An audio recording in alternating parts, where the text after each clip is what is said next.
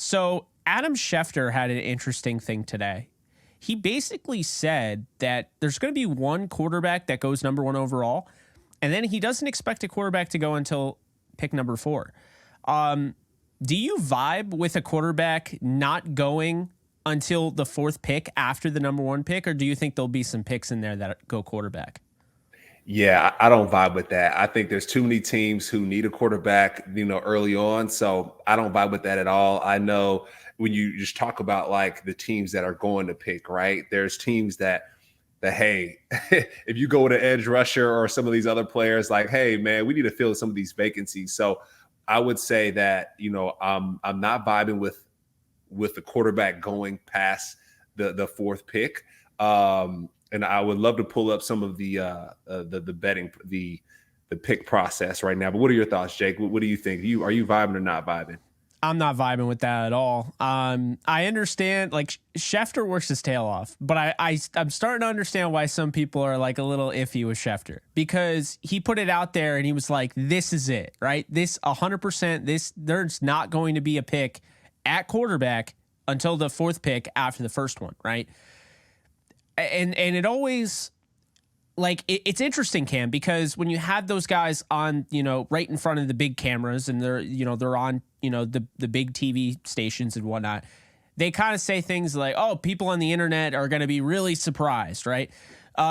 Look, I wouldn't be surprised if these are GMs telling Schefter this to kind of create a smokescreen. I mean, I would be really surprised if we only have 2 quarterbacks picked in the top 4. You got Bryce Young, who right now is trending going number 1 overall, but we don't know what the Panthers are doing. They could go Anthony Richardson for all we know.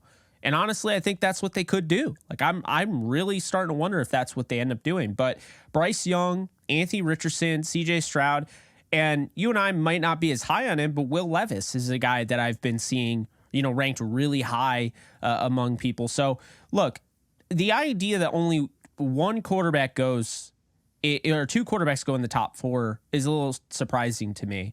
And if that's the Colts, then they made out like bandits, because if they don't have to trade up to get their franchise quarterback, Chris Ballard's going to have all of that draft capital to really start fleshing this team out. Because keep in mind, the Colts have not been a bad, they haven't had a bad roster. They dealt with injuries this year. The Matt Ryan experiment didn't work.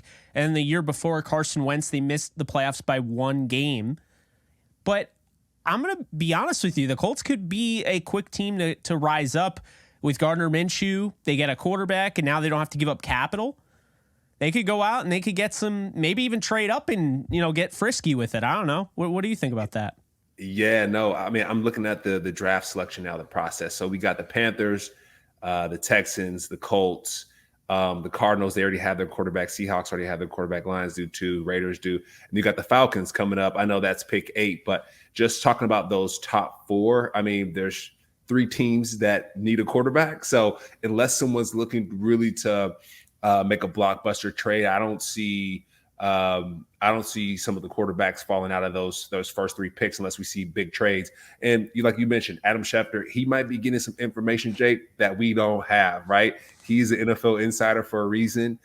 He's connected to those GMs for a reason. So if he's hearing some things that people will trade up or make moves, then, we'll see. But like you said, right, it could be smoke screen. It could be different things. It's a chess match right now. We're about 10 days away, from this draft, a couple of days away from this draft. So right now, anything is fair game. I know with Lamar Jackson, with Aaron Rodgers being on the market, I'm sure you're going to see a lot of what they call window dressing from now in between the draft. There's going to be a lot of window dressing. So with those guys on the market, with this draft coming up, I think we're going to see a lot of things come across our face that's not real.